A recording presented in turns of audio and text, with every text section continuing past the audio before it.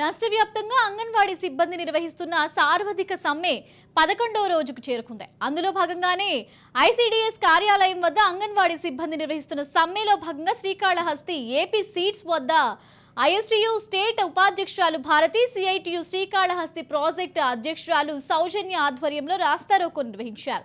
తమ సమస్యలు తీరే వరకు పోరాటాలు కొనసాగిస్తామంటూ నినాదాలు చేస్తూ రాస్తారోకో నిర్వహించారు.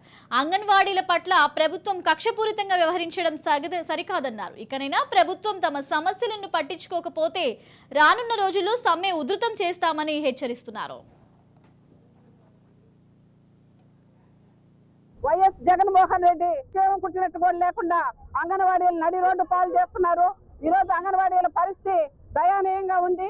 ఈ రోజు అంగన్వాడీలు 11వ రోజుకు సమ్మెలో ఉన్నప్పటికీ ఏమాత్రం కూడా మన మంత్రులు కానీ అదే విధంగా ప్రిన్సిపల్ సెక్రటరీ కానీ ఎవరు కూడా మనకి సరైన ఆన్సర్ ఇచ్చిన పరిస్థితి లేదు. 15వ తేదీ చర్చలకు పిలిచి నామమాత్రంగా బుగ్గన రాజేంద్ర గారు, అదేవిధంగా బొత్స సత్యనారాయణ, సజ్జల రామకృష్ణ, అదేవిధంగా మన ప్రిన్సిపల్ సెక్రటరీ జయలక్ష్మి వీళ్ళందరూ కూడా నామమాత్ర చర్చలు జరిపి అంగన్వాడీలకు మొండి చేయి చూపించిన పరిస్థితి. ఏ రోజు కూడా అంగన్వాడీలు వెనక తగ్గిన ప్రసక్తే లేదు. గతంలో కూడా అంగన్వాడీ పోరాటాలు చూస్తున్నారు.